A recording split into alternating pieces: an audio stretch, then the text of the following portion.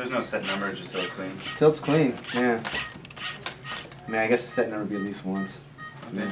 And then the 45, you just kind of, you can just eyeball. You can see if you look really close, but if you just go at a 45-degree angle, it'll slide right in.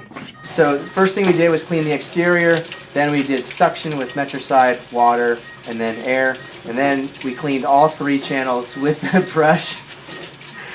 Now we got to clean the air-water chamber. So how this scope works is at the end of it, there's a little, it's like a snorkel if you see, and it goes right over the lens of the scope, and it blows air and water. And because it's a snorkel, I mean, it's almost, my eyes aren't good enough to even really see it. It looks basically like this, and it has a teeny little slit in the end of it that pushes the water and the air through. That thing notoriously clogs.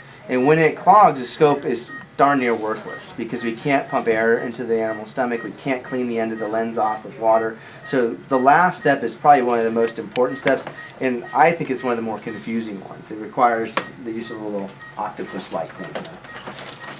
The instructions are attached to a card on the end of it that show you how to attach it to the scope.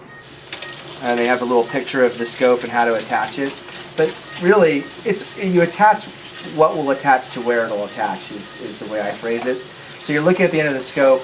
You've got something that will take in water, an exhaust port. These are not going to attach anywhere on the scope. Then you've got the other end here. That you've got 3 different sections to attach somewhere. If you look, I'll just do it because I know where it is, but this suction tube will only go onto that port. It won't go onto this. It just gently slides on, and then it goes on to the air-water port on the instrument part for the scope. And again, it's the only part that will fit these 2 prongs together. So if you're looking around, you can't find it, grab somebody to look at this chart, you still can't figure it out, grab somebody that has cleaned the scope a lot. But for the most part, it is right here, and also it's really only where it will go on the scope. This seal is pretty tenuous, so as you're cleaning the scope, you're going to have to hold on to it a couple times, otherwise it'll pop right off, because as you see, it just doesn't always stay on at all. Does that flick you in the eye? Good. Feels like burning. It feels like burning. And you will need to close off both channels when we're cleaning this out, so again, we use this guy. This looks so simple. It is. When you review the video each time, it'll be so easy. Each time. So again, plugs off both of these, plugs off this port, and then you've got your little device. All this is going to do is going to suck in what the metricide or water or air wherever this is sitting, and then you force it back through the scope, and you want to force it through the end of the scope. Again, the air-water chamber. So I like to know where that is so I can see it. It's right about here. So I can see if there's air or water or what's coming out the end of the scope. So I know I'm in the right spot. I put the exhaust just into the sink. This is what's going to suck the air-water in. The way, I don't know, there's 2 different ports. The way I remember it is it's the bottom one when these are to your right. That's the port you want. But again, just try it and see what happens. If you do the wrong one, you'll see, oh wait, no. I think I had it backwards, I'm sorry. Is it the bottom one when you have it on your left then? See, I have to do it too, yeah. So you just start using one of the ports and you'll figure out quickly which one's which. If you've got this one in the air, the exhaust port, and you're trying to suck water out of there and you aspirate and you're not getting what you want, then you use a different port. So sucking from here, it's bringing in the water. You'll know instantly when you're doing it wrong because it won't go where you want it. What is this cleaning? What part is this cleaning? All I'm doing right now is taking the metricide from inside the tub into the syringe, and then I'm going to use it to clean the air-water chamber of the scope. So I suck the metricide in. Now I want to push it through the scope, right? So I know I'm in the wrong one. And I only know it because as I'm pushing, it's not going through the scope, it's going out the exhaust. So I want to use the top one. And as I said before, this seal is pretty tenuous, so put your finger on it and hold it. And that one too. Yeah, that one too. I know, you like 3. Actually, it's kind of a 2-person job, but let's see, where's the end of the scope? Be gentle, John. So, end of the scope. You see it coming out the end of the scope, the bubbles. Yeah. So that's how you know it's coming out the air-water chamber. If there's ever any doubt or you're wondering, you can blow some air through it while it's underwater. And just it's like bringing some more metricide in.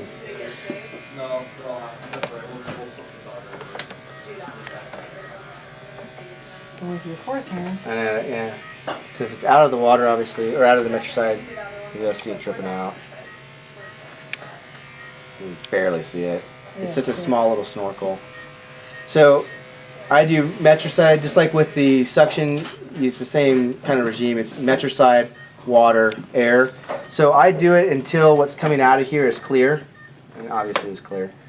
Then from metricide, you want water. So I just move the intake valve over to the water.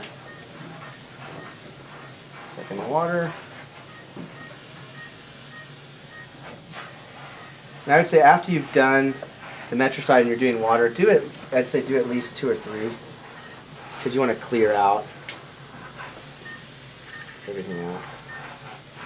That little thing on the end that he's talking about cleaning is the reason why you can't use the scope to force anything. And if you ever see a doctor using the scope to force anything, you tell them to stop. I don't care if it's me, tell them to stop. Yeah, I've been guilty of it too. You do not use the end of that scope to do anything. You don't push a foreign object with it. You don't try to shove something. Nothing. Because if that thing bends and breaks, that's... It's an expensive repair. It's about $2,000, I think, to repair it. Because I have to And it pull the doesn't whole chamber out. And it won't work. That scope is not going to work. and you really need that feature anyway, right, to clean Yes. it. Yeah, you can't see what you're You can't see doing. what you're doing if you don't have that. So. It is nice though. It's a little like a windshield wiper. Worked great on that scoping. But Yeah, it's just like a windshield wiper. Yeah. it's actually really nice for like colonoscopy. Was it? Yeah. So usually when I'm doing the water flushes in the air water chamber, I do a couple. I said at least 3, again until it's clear, but at least 3. Well, pretty much after the end of that, I move it from the metricide to the water. Because again, the whole thing is metricide, water, air, right?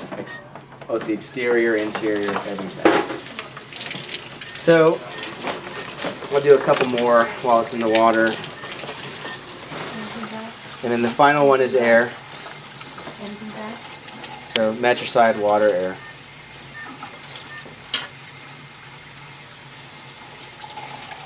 Okay, remember I said we're going to do one final suction now that it's in the water, because we did suction with metricide, water, and then air, but then we let it sit in the metricide. So we do one final suction with water, and then one final suction with air, and one final with blow through with water again, or sorry, with air again.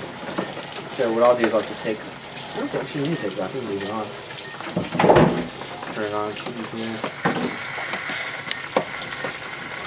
You can see there's still a little metricide in the scope because it was sitting in there. So that's why I usually do this last one, just to get a little bit of water out of there. And again, we're seeing it's not as good of suction with this guy on there. So if you're not getting a good water through, just take it off and use your thumb. You can see solid water pretty much coming through now. It's just because air is getting through. That's all. It's just not a perfect seal.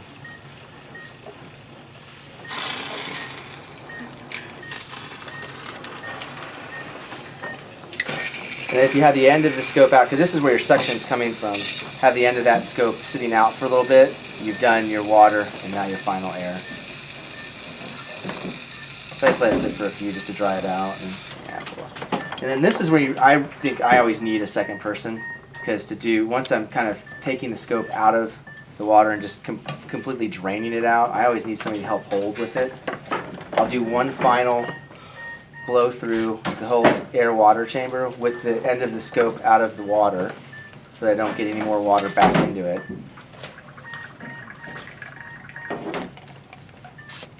It takes about, I'd say 2 or 3 of these to get all of the water out of the air water chamber.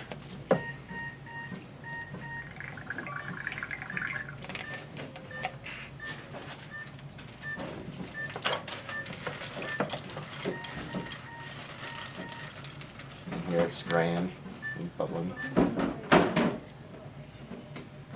Alright. And then, once you've done your final air, take that guy off. And I usually hand this to somebody that's got a towel. Hey, can you grab a towel? Yeah, thanks. is air, water. I mean metricide, water, and then air. The things to be most mindful of are the ends of the scope. You know, this is probably the business end to be very careful of damaging.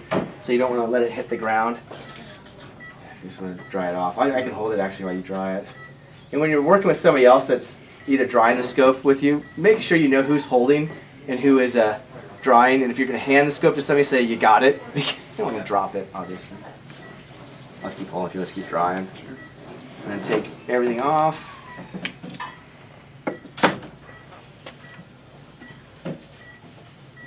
You got that in? Sure. Thanks, man. My hand's really wet. Can I keep making it wetter? And then with the buttons, it's basically metricide, and then water rinse, and then air. Of course, we'll just dry out with the towel. I'm gonna dry those real quick. Oh, this good. Yeah, I get that in. Thanks, man. Let me just attach them on. You got the scope? Yeah. Okay.